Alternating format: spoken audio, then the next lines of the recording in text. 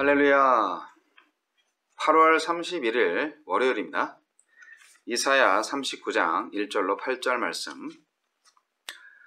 그때 발라단의 아들 바벨론 왕 무로닥 발라단이 히스기야가 병들었다가 나았다 함을 듣고 히스기야에게 글과 예물을 보낸지라. 히스기야 사자들로 말미암아 기뻐하여 그들에게 보물 창고 곧 은금과 향료와 보배로운 기름과 모든 무기고에 있는 것까지 다 보여주었으니 히스기야가 궁중의 소유와 전 국내의 소유를 보이지 아니한 것이 없는지라.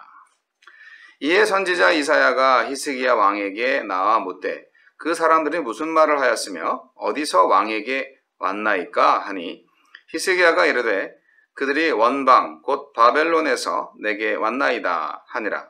이사야가 이르되 그들이 왕의 궁전에서 무엇을 보았나이까 하니 히스기야가 대답하되 그들이 내 궁전에 있는 것을 다 보았나이다. 내 창고에 있는 것으로 보이지 아니한 보물이 하나도 없나이다 하니라. 이사야가 히스기야에게 이르되 왕은 만군의 여호와의 말씀을 들으소서. 보라, 날이 이르리니 내 집에 있는 모든 소유와 내 조상들이 오늘까지 쌓아둔 것이 모두 바벨론으로 옮긴 바 되고 남을 것이 없으리라. 여호와의 말이니라. 또 내게서 태어날 자손 중에서 몇이 사로잡혀 바벨론 왕궁의 환관이 되리라 하셨나이다 하니 히스기야가 이사야에게 이르되 당신이 이른 바 여호와의 말씀이 좋소이다 하고 또 이르되 내 생전에는 평안과 견고함이 있으리로다 하니라. 아멘. 마음의 빗장을 풀었을 때.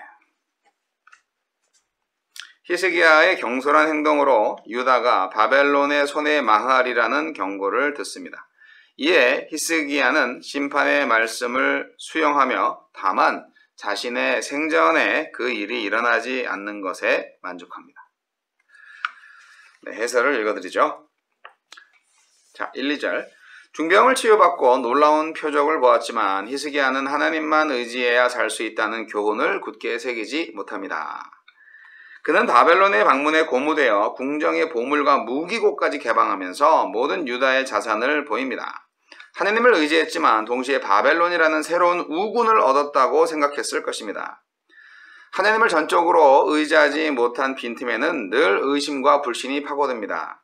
하나님은 완전한 헌신을 요구하시는데 나는 적당한 헌신에 머물지 않습니까? 적당한 헌신은 늘 적당한 불신을 동반합니다. 3, 4절 히스기야는 이사야가 추궁할 때에도 잘못을 깨닫지 못합니다. 국제 정세에 발빠르게 대처하여 바벨론과 외교 관계를 맺고 반아수르 동맹을 강화하는 것을 당연하게 여겼을 것입니다. 그래서 이사야를 보내신 것 자체가 이미 하나님이 그를 책망하고 있다는 것을 보여주는데도 그는 깨닫지 못합니다. 기도하지 않고 스스로 결정하여 바벨론과 동맹을 맺고 선지자의 중에도 잘못을 인정하지 않는 그의 행동이 결국 유다의 비극적 멸망이라는 돌이킬 수 없는 결과를 만들었습니다. 5절로 7절 히스기야가 자랑하던 왕궁의 소유와 보물을 바벨론에게 빼앗기고 그의 후손족 몇몇은 포로로 끌려갈 것입니다. 매력적으로 보였던 바벨론은 우군이 아니라 그들을 삼킬 적군이었습니다. 자신의 죽을 병을 고치시고 하늘의 해도 후퇴시키시는 하느님을 뵙고도 히스기야가 어리석게도 바벨론을 의지한 결과입니다. 놀랍게 구원하신 하나님이 계신데도 세상과 타협하고 세상을 의지하며 살고 있지는 않습니까? 8절 히스기야가 뒤늦게 자신의 어리석음을 깨닫고 하느님의 심판을 수용합니다. 하느님의 결정을 선한 것으로 인정하며 받아들입니다. 그리고 잠시 동안이라도 유다가 평안하고 안전할 것이라는 사실에 위안을 얻습니다. 훗날 아수르가 침공했을 때 그는 이런 성공과 실패의 경험을 토대로 전적으로 하느님을 의지하는 모습을 보입니다. 실패한 일을 후회하며 삶을 낭비하지 말고 지금 내가 할 수 있는 믿음의 행동을 실천하십시오. 하느님의 은혜는 이런 믿음의 삶에 예기치 않게 임할 것입니다. 공동체의 기도. 믿음으로 선 후에 다시 넘어지지 않도록 더욱 기도하는 일에 매진하게 하소서. 아멘. 자, 오늘은 히스기야가 실수하는 장면입니다. 만사가 형통하니까 경거망동해졌어요. 오늘의 교훈. 선줄로 생각한 자 넘어질까 조심하라. 우리가 잘 나갈 때 더 조심해야 돼요. 형통할 때 더 긴장해야 됩니다. 다시 한번 요약을 쭉 해보면 바벨론은 아수르에 의해서 군사적 위협을 받고 있었습니다. 그래서 주변 국가들과 반아수르 동맹을 추구했죠. 히스기야는 아수르의 침략에도 불구하고 구원을 받았어요. 그리고 죽을 병에서도 치유를 받았어요. 그 소식을 들은 바벨론 왕은 기회로 여겨서 사자를 보내서 화친을 시도합니다. 바벨론이 보낸 사신들과 예물을 보고 히스기야는 헷가닥? 기쁘고 반가웠죠. 한편으로는 하나님께서 자신과 함께 하면서 역사하신 것을 자랑하고 싶은 마음이 들었겠죠. 하지만 그것은 유혹이었습니다. 유혹은 힘들 때 찾아오는 게 아니고요. 형통할 때 찾아와요. 유혹은 교만의 틈을 파고듭니다. 히스기야는 바벨론 사자들에게 보물 창고를 개방하죠. 자랑을 하고 있습니다. 그리고 무기고까지 개방을 해서 이사야한테 그러잖아요. 보여주지 않은 게 하나도 없습니다. 아마도 하나님께서 자신을 형통하게 한 것을 자랑하고 싶었을 거예요. 아니 그러면 하나님만 자랑하면 되지. 이게 누구나요. 사람마다 다 자기의 소유를 자랑하고 싶은 마음이 있는 것 같아요. 형통할 때 그 형통과 소유를 자랑하고 싶은 마음, 그 근원이 무엇인가를 잘 살펴보셔야 돼요. 그렇게 안전하게 되고 그렇게 병이 치유받고 그렇게 보물을 모은 게 자기가 노력해서예요? 자기가 잘나서예요? 하나님의 은혜를 주셔서 그런 거잖아요. 그래서 이사야가 책망을 합니다. 이사야는 히스기야의 경고망동을 책망합니다. 그래서 아주 무시무시한 예언을 하죠.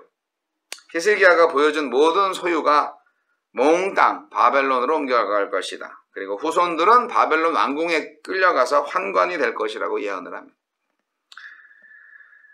형통과 소유가 올무가 되고 교만이 되고 저주가 되었습니다. 차라리 가난하게 살 걸, 차라리 고난받을 때가 좋았지 않았어요? 차라리 하나님께 기도할 때가 더 행복하지 않았을까요? 아수르의 침략과 죽을 병이라는 정말 절체절명의 순간에 히스기야는 믿음으로 기도하면서 순결하게 나아갔죠. 그래서 그 믿음의 절정에 이르러서 형통의 복을 누리고 모든 위기를 벗어났는데 결국 히스기야는 경거망동했고 교만했습니다. 여러분, 우리는 하나님의 뜻으로 그 나라를 위해 사명을 감당하는 청지기들입니다. 한순간도 자랑거리로 삼으시면 안 됩니다. 우리의 인생에 복 주신 거 하나님께만 영광 돌리면 되겠습니다. 그리고 하나님께만 감사하면 되겠습니다. 우리 주위에 이런 히스기야의 교만한 모습을 가지신 분들이 참 많죠. 저는 오늘 본문을 보면서 인간은 역시 항상 정말 자기중심적인 생각을 갖고 있다라는 생각을 하고요. 그러나 인간은 결국 자기 스스로 어떤 문제도 해결할 수 없는 무능한 존재라는 것을 또 한번 깨닫게 됩니다. 문제 해결은 어디에? 오직 하나님만 문제 해결이 가능합니다. 성경만큼 인간에 대해서 진실하게 기록한 책이 있을까요? 네. 성경은 그만큼 인간의 본성과 성향과 기질에 대해서 아주 정확하게 알고 있습니다. 하나님이 쓰신 거잖아요.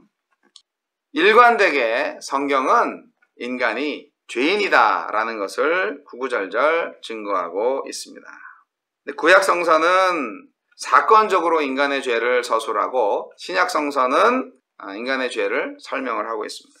그래서 사도 바울은 인간이 얼마나 절망적인 존재인가라는 것을 묘사하면서 허물과 죄로 죽었던 우리들, 너희들 그렇게 얘기하고 있는 것입니다.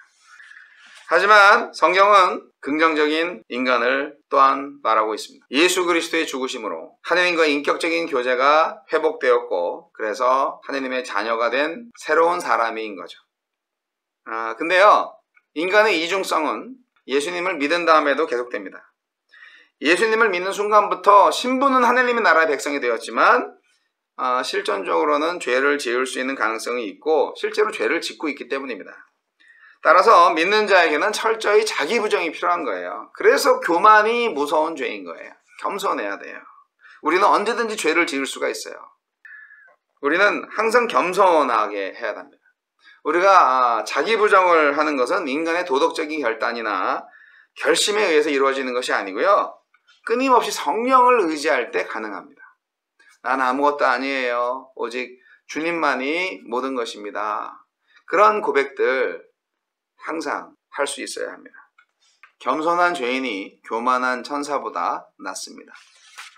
여러분, 마귀는 진실을 가정해서 성도에게 접근합니다. 마귀는 성도가 하나님의 특별히 주신 은혜 받은 부분을 공격합니다.